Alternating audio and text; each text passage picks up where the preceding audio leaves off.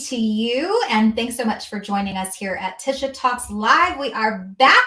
So excited to have this gentleman on. This is Kris Sykes. He is the co-host and co-founder of Success Fundamentals out of cold New York. Kris was just telling me how there's an ice storm, so we are praying for technology gods to work for us today. Absolutely. Yeah, well, welcome, Kris, to the show. And just a quick comment, if you are tuning into this live on LinkedIn, Facebook, or on YouTube, make sure you drop us a comment if you have a question on the topic or just want to chime in. We are all ears. We'd love to bring you into the conversation. And today we are kicking it off with the importance of perseverance. And this is such a great topic, Kris. Thank you for bringing it up. Absolutely. And I love this. I mean, being a business owner, both being business owners, I feel like perseverance is something that you just got to have. You have to have it. You definitely do. You definitely do. I mean, as you know, well, before we get into it, I want to give you a shout out. I really do appreciate what you're doing for entrepreneurs out there in terms of helping them with branding. So you impact a lot of people in your work. So I want to just give you that shout out. Thanks, Kris. But from a perseverance standpoint, I think that's with anything, whether you're a business owner, whether you're trying to progress in your career, you have to have perseverance. And with perseverance, the definition of it literally is persistence in doing something despite it being hard or delay in achieving success, right? Mm-hmm. And as you know, this being a business owner, Tisha, you have to suffer in order to get to where you're trying to get to, right? Right. And if you don't have that, I call it the mirror. I don't call it. I got it from a hip hop artist. He called it the marathon mindset. It could be applied to anything in life. If you don't have a marathon mindset and if you don't just run your race, however long it takes, then you won't make it, right? So the perseverance is definitely a key to success for sure. That's a really great point. And I say the same thing. I'm like, we're not in a sprint. This is a marathon. This is going to take time. And I always tell people, because they're like, instant gratification. I want it now. Why is it not happening now? Like, how long do I have to work for this? And they often give up before they really even truly get started. Like, they haven't even done the hard work. And I put a video up last week, Kris, about you can't rush patience. Like, I was at my church and I kept hearing this phrase and I was like, oh my gosh, this is so good. You can't rush patience. But so many of us want to rush through it. And then we miss all of those celebratory moments. We miss all the little wins and, that it took to get to that big thing that we were trying to accomplish. So, you're 100% right. You're 100% right in that, Tisha. And it's funny because when you look at success in general, it's the people who last the longest who end up doing it, who ends up achieving their goals, right? Right. And with this instant world we now live in, from a social media standpoint, everything is a visual standpoint, right? Everything is visual. So you see a lot of people and they portray success. And then when you start your journey, because it's funny, right? The beauty is in the journey itself, right? So when people start out doing things, whether it's career ascension, whether it's, improving themselves, whether it's businesses, they look at the end goal. So they look at the person who's achieved something first. But they're at square one, and the moment it goes wrong, like you said, they give up too early, right? And you only fail when you stop, right? It's just because that particular venture didn't work out. If you stop, going after anything you're trying to go after, that's when you fail. You don't fail when something doesn't work out along your journey. Exactly. So I have a great question for you. Why is it important to be your biggest fan, especially when it comes to perseverance? And I know I have so struggled with this, Kris, so I would love your insight. Why should we be our biggest cheerleader? Why should we be like, I believe in everything I do? Why is that? Because if you don't believe in yourself, no one else will, for one. Right. But then two, you have to do it for yourself. Anything you start out doing, if you need other people's validation, then you're already starting behind the 8 ball. Because the moment you don't have it, you're not gonna continue to pursue whatever you're trying to pursue. So you have to be you have to be your biggest cheerleader, and you have to put it in the mindset of, I'm doing this for me. This is for me. And if you people's support should be a bonus. It shouldn't Yes. be a requirement to achieve whatever you're trying to achieve, right? But the importance of that is you have to believe, can you do X, Y, and Z? And if you believe that, and it's crazy how you can create a community around how much you believe in yourself, right? Mm-hmm. Because if you believe it, and if it's important to you, people will hop on your bandwagon for sure. Oh, absolutely.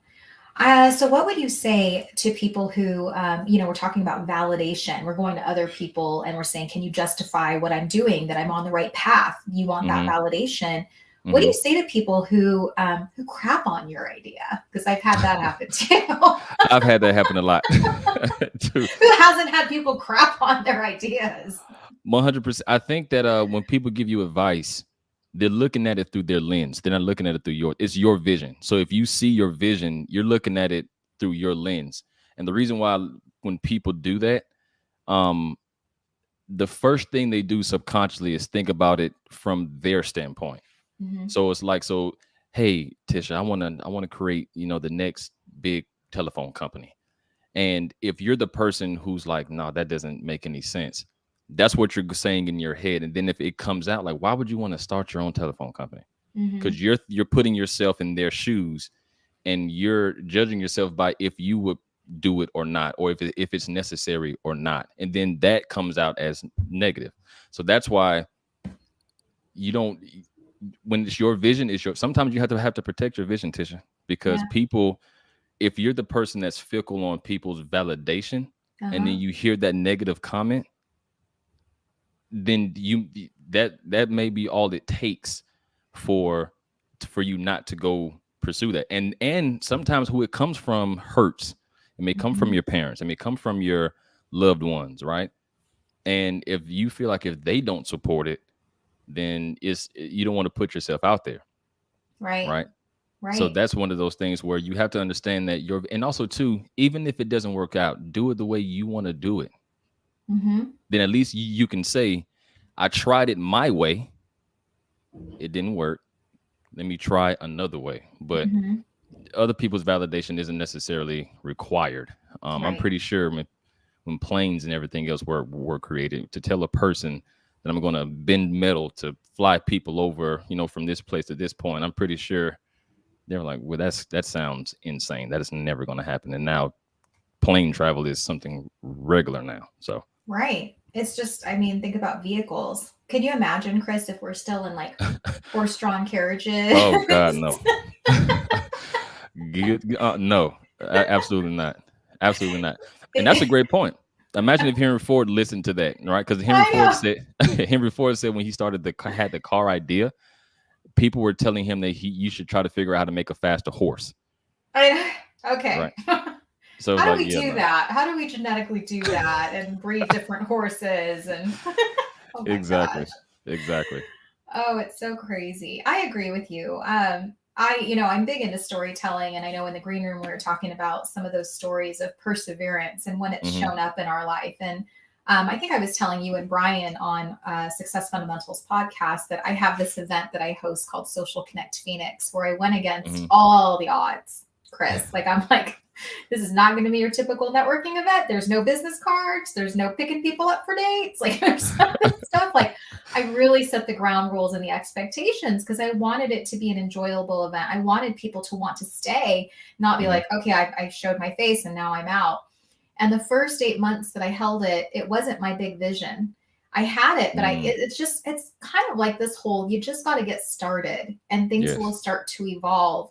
And I ran it for 8 months at this little hole in the wall, bar in Scottsdale. And the owner, I remember coming to me, he came to me and I was telling him about my big vision. And he's like, oh, yeah, no, Tish, that's not going to happen. He's Mm, like, this right here is as good as it's going to get for you. oh God. And I just was like, I'm going to pretend you didn't say that. I'm going to bite my tongue. I'm not going to bite the hand that feeds me because you're helping me Absolutely. right now. But know this, I have a much bigger vision for this, and it's not 100%. this. And 100%. months later, I was at a different venue, fully sponsored, and it's still growing. And now it's all sponsored. But you had to start somewhere. But I remember all those months going, why am I doing this? Like, It's not making money, and it doesn't have to make money as long as you believe in it and you want to see it succeed. I always look at it this way. Like we talk about income, and it's like I believe it's impact. You make the impact, the income always follows. Make the impact, the income 100%. always follows. And now it's a profitable event. It does really well. I get to show up and there were happy hour, and it's fun. It's a fun time. But had I listened to that guy and said, you know what, he's so right. Oh my gosh, what am I doing? Mm-hmm. Why don't I just stop what I'm doing? Opportunity doesn't always come in the form of a paycheck. No. It could be publicity that Yeah, can catapult you to the next level. It doesn't necessarily have to have a green dollar behind it. that Um, true. and that's very, very important. Especially nowadays, you have to understand that because somebody can pay you and you think that you won, but if somebody says, "Hey, look, Tisha, I'm not going to I'm not going to pay you, but I have a platform that has a lot of people. I'm going to just put you on this platform. You can talk. You have the opportunity to connect with hundreds of thousands of people, even though they didn't pay you. That's an Hmm. opportunity to get your brand out there. Right. And if you're short sighted and say, well, if you're not going to pay me, then I'm not going to do that. Then you just lost the opportunity to connect with Right. thousands of people who may need to hear what Tisha has to say, who may want your goods and certain services, right? So Uh-huh. if you always think that opportunity is attached to a paycheck, then you're selling yourself short for sure. That's that whole definition. And I trust me, I've come across people who have that can't see the forest for the trees mentality, Hmm. or stepping over a dollar to pick up a dime kind of deal. 100%. Yeah, yeah. I just want to say hello to this gentleman, Mohammed, coming in, saying good evening, everyone. Good evening. Thanks for joining us here on LinkedIn. And again, if you have a question or comment as we keep going on this live stream, then by all means, Kris and I are just having a great time having this conversation about Absolutely. perseverance. All right, next question. Oh, this is a good one. Why is it Okay. important to understand the value of time when it comes to perseverance? Because when you say value, I love that you Hmm. put value in there. Value was actually my word of the year a couple years ago, and it wasn't Hmm. I need to show my value all the time, but I used it in so many different ways. I'm like, I want to value my time.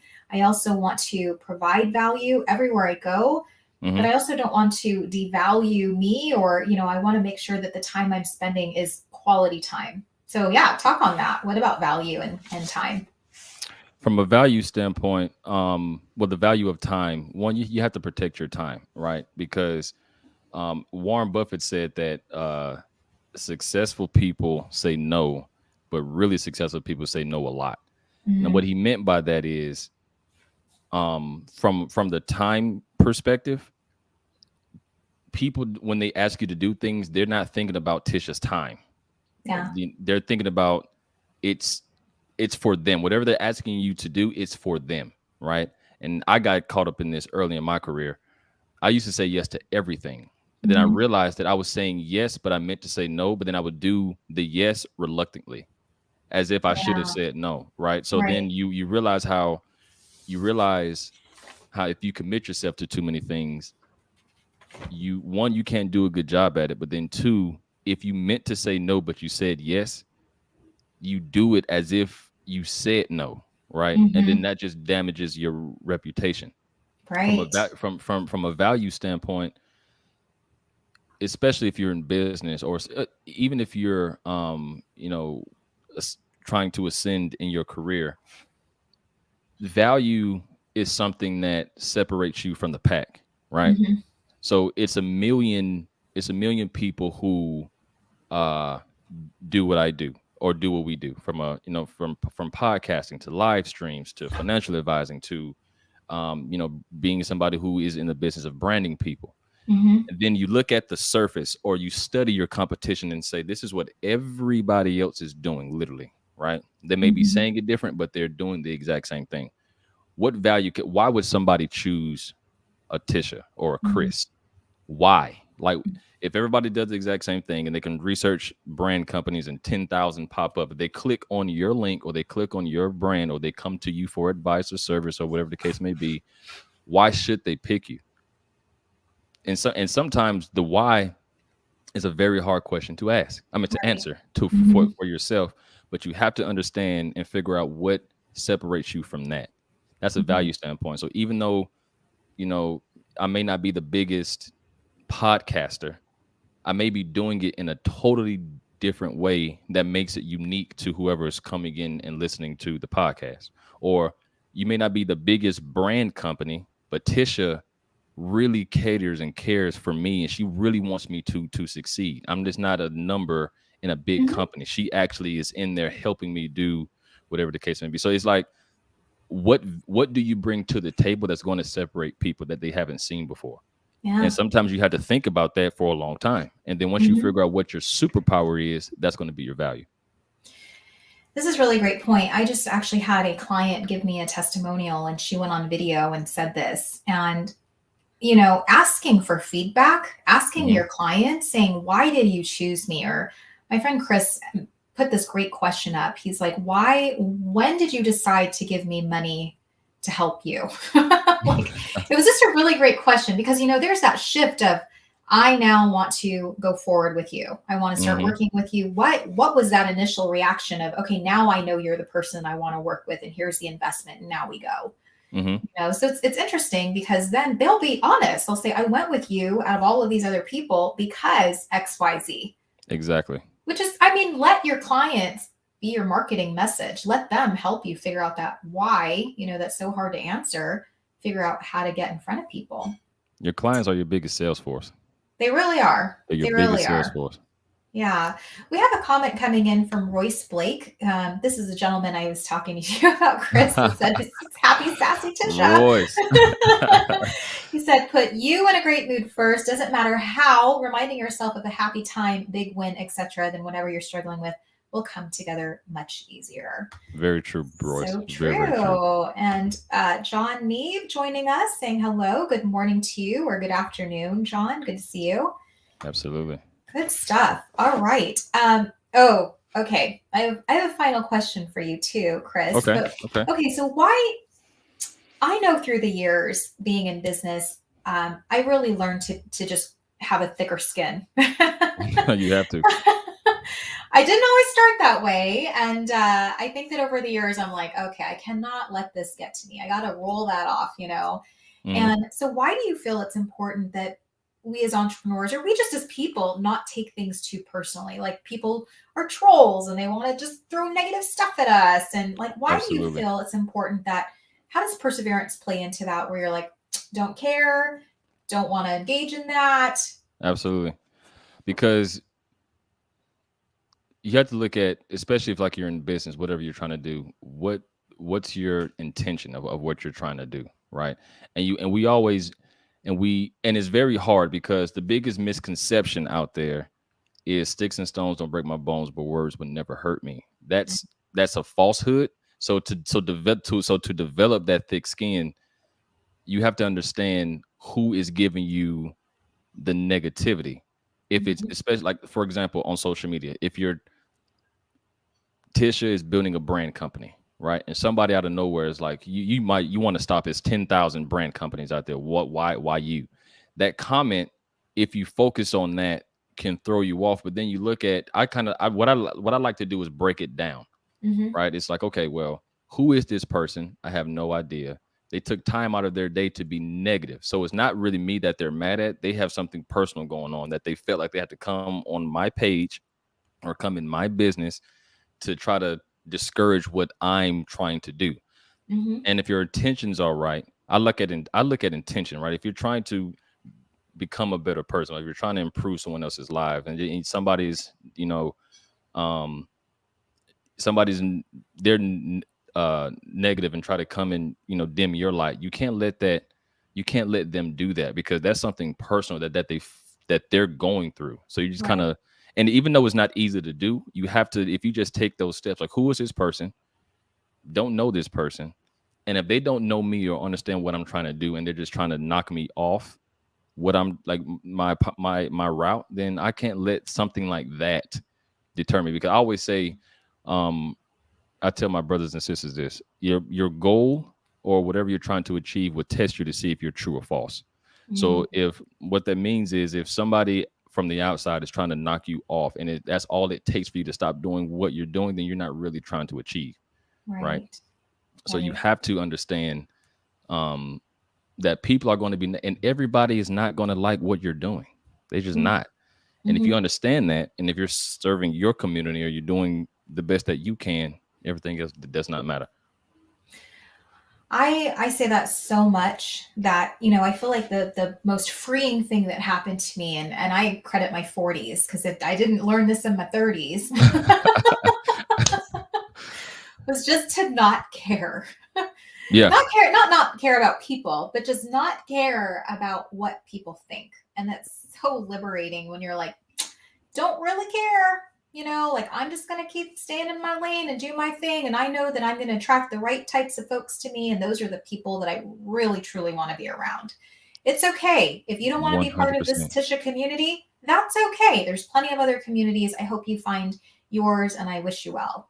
But to really, again, let that roll off and say, that's okay. You know what? To each their own. I know I'm not everyone's cup of tea. I know not everyone likes pink and purple. That's okay. It's fine. You know, but not to take it personally and just know that the right people will be in your corner and it's not going to be the whole world. And you've got to accept that. 100%. 100%. You're 100% spot on with that. That's why you have to do it for yourself. If you Right. do it for you, it's like one of those, it's like an artist who paints, because if you do it for other people, that's never sustainable, because Mhm. your design or your process is always going to be dependent on somebody chiming in on what you're trying to do. Right. So, and that always changes, right? So it's Mhm. like, so if you're doing it truly for yourself, it's the most liberating feeling in the world, because you're doing it for you. And you have this mindset where if people like it, they like it. If they don't, they don't. But I'm doing this for me, right? Mhm. So, yeah, Do it for you. There's the motto of the story today of Tisha Talks Live. Do it for you, believe in you, and absolutely. have a marathon mindset. Have a marathon mindset. Run Marathon your race mindset. and forget how long it takes. I love that. And as we said earlier, you can't rush patience. It's, I mean, we hear this all the, I mean, how many times did, Thomas Edison, like putting a light bulb together? Like how many times did he have to do that and fail? I think I read it was like 10,000 plus times that It he was failed. exactly. It was a lot for sure. Yeah. It was a Yeah. lot.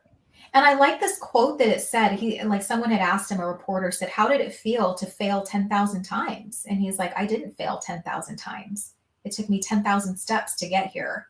100%. Ugh, Perspective. so good. Perspective. Respect. Yeah. So don't think of it as, oh, I failed and I failed and I failed again. It's like these are steps that it takes to get to where you want to be. And you've got to have that. I really enjoyed what you said, Kris, about you've got to keep that vision close to you. You You do. have to believe in the vision because nobody else will see the vision but you. 100%. 100%. And also, too, that's one thing. The other thing is don't wish for anybody else's blessings, because you don't know what their burdens are. Right. So, um, do it for yourself. Believe in your vision. Protect it. Please protect it. Um, and you'll be okay for Yeah. sure. Good stuff. All right. I'm going to give you a little shameless plug. What's going on with Success Fundamentals and how can people find you? I know I'll put your website up, but take it away, Kris. Absolutely. So Success Fundamentals is on is on your favorite podcast platform. Brian and I pretty much break down success, but we also talk about topics of success that people don't talk about. So in terms of what we said earlier, in terms of value, we talk about a lot of things that uh, people that have other success shows don't really talk about. So that's what we're trying to do, and it gives you perspective. Your very own Tisha has came on the show, so her episode will be dropping in a couple of weeks, and I cannot wait for your audience to hear that, because she dropped some tremendous gems. But the best way you can find me personally is Kris Sykes on LinkedIn. Our website is right here, and if you want to listen to the podcast, it's Success Fundamentals, and it's on all platforms. Perfect. Well, thank you so much, Kris. I can't wait to hear that podcast too. I know we recorded that a little while ago, but just get it back fresh in my memory. Absolutely, 100%. So do let me know when that drops. I'll go ahead and plug and promote that too. And I just want to say thanks to you for joining me today in cold New York. Luckily, you're not outside recording this. Oh, absolutely not. No, never. Such a pleasure having Brian on and you on talking about success fundamentals. And And I just wish you guys well. I know you're going to be doing some fun things and can't wait to be on that journey with you. I appreciate that, Tisha. Thank you so much. All right. Thanks, everybody. We'll be back next Friday with Roseanne Riley talking about anxiety and stress and how we can combat that, especially going into Valentine's Day and Super Bowl. Absolutely. And then coming up in just another couple weeks, I'm super excited to have John David Mann. Some of you might know him. He's the author of The Go-Giver along with Bob Berg. But he and his wife came out with another fantastic book called The Go-Giver Marriage. So I will be interviewing the two of them on how to have a lasting marriage. So that's coming up this month. All right, we'll see you. Have a great weekend.